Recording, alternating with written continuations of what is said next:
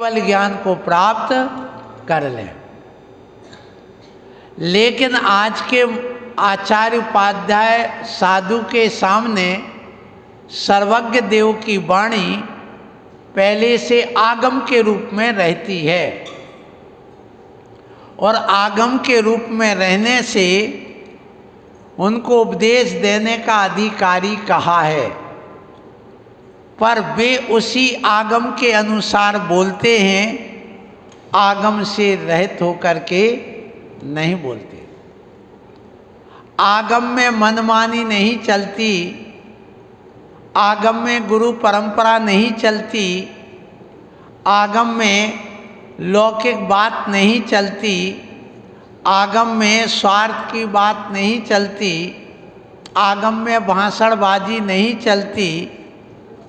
इसलिए वह जो रत्नत्रयधारी है वही गुरु है, वही उपदेश देने का पात्र है। उपदेश कभी भी सुनो तो दिगंबर मुनि राज से ही सुनो। स्वाध्याय आप कर सकते हो ग्रंथ का आधार लेकर, और उसी आधार पर आप किसी को भी समझा सकते हो, लेकिन आप उस ग्रंथ के रचनाकार नहीं हो सकते। अष्टमूल ग्रंथ कर्तारा श्री सर्वज्ञ देवा, गणधर देवा प्रति गणधर देवा, तेसाम वचनानुसार मासाद आचार्य श्री, ये पढ़ते हैं अपन, उसी के अनुसार अनुक्रम से आचार्य उस उपदेश के कर्ता होते हैं। तो वह आचार्य भी कैसा हो, तो उसके संबंध में कहा गया तो वह प्रज्ञावान हो। प्रज्ञा माने ज्ञानवान, उसको जो वर्तमान में आगम है उसका ज्ञान होना चाहिए,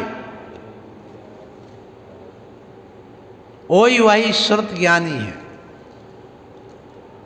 वर्तमान का जितना भी आगम है उसका ज्ञान है, तो वही श्रुत केवली जैसा है, श्रुत केवली नहीं है।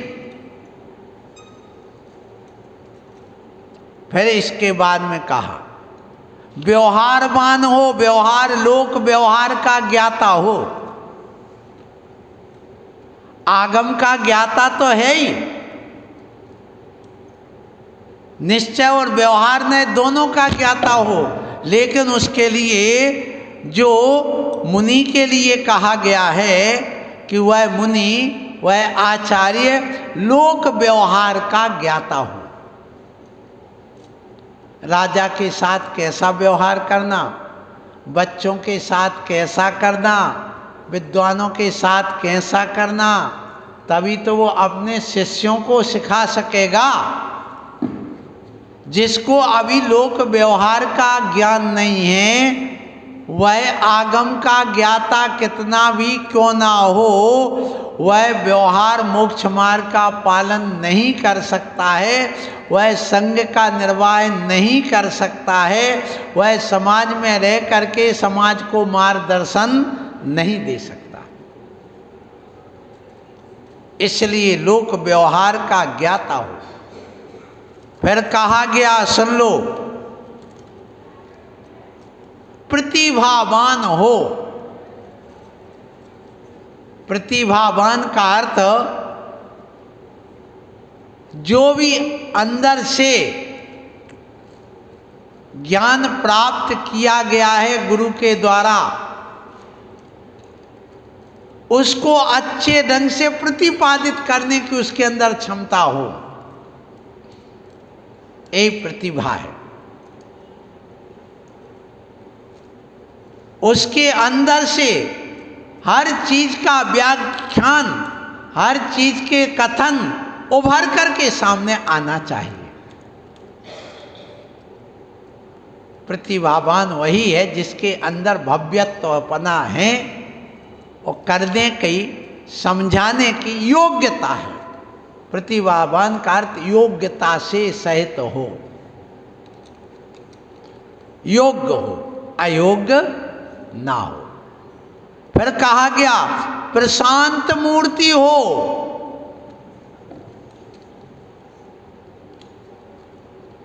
मतलब देखने में बड़ा अच्छा लगता हो। आचार्य के लक्षण में है, उस उपदेशकर्ता के लक्षण में है। और कहा गया कि वह पूर्व से ही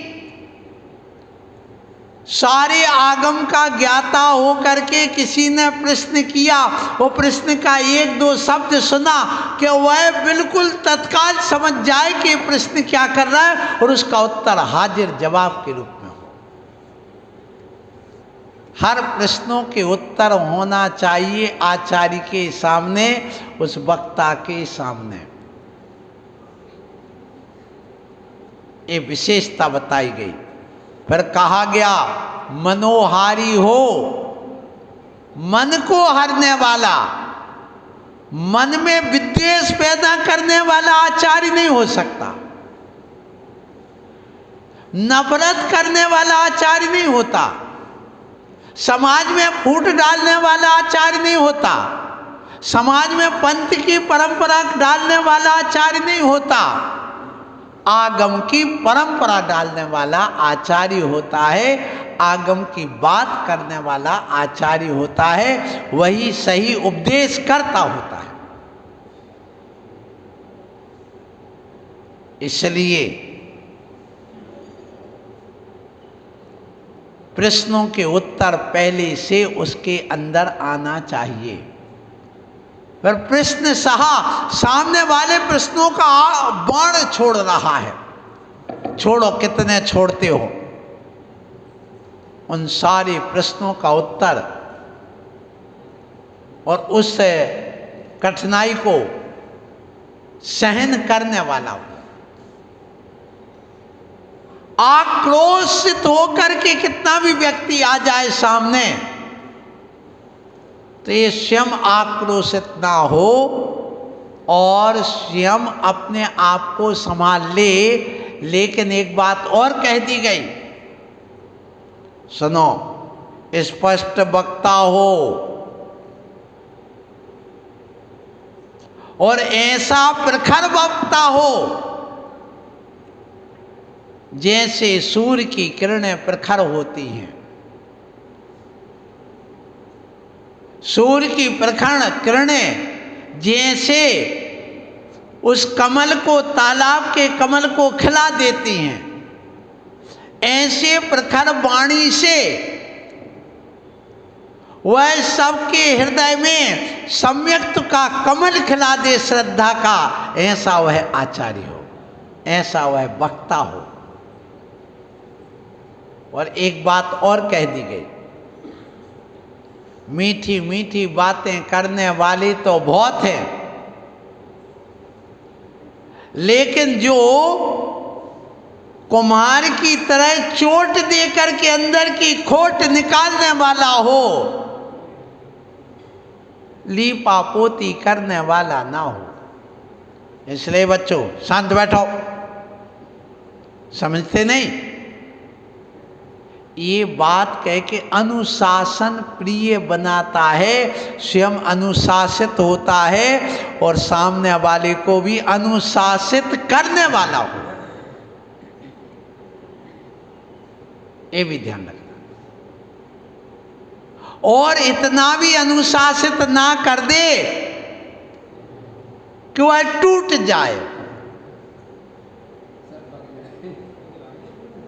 इसलिए व्यवहार कुशल में उसको रख दिया कि स्पष्ट भाषी हो, अनुशासन प्रिय हो, अनुशासित करता हो और पुरुषार्थशील हो।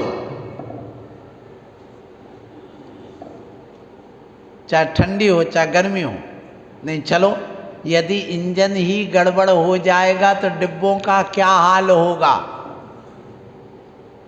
इसलिए पुरुषार्थशील, उत्साहशील, 90 साल की उम्र में भी खड़े होकर सामायिक करने का उत्साह हो, 45 डिग्री में भी प्रवचन करके लोगों को बैठालने वाला हो, 2 डिग्री टेम्परेचर में भी स्वयं आकर के साधना करने वाला हो, ऐसी ठंड में बैठ करके अभिषेक के मंत्र बोलने वाला हो, स्वाध्याय करने और कराने वाला हो। यदि ये नहीं है, सुन लो महाराज, तो आचार्य नहीं बनना।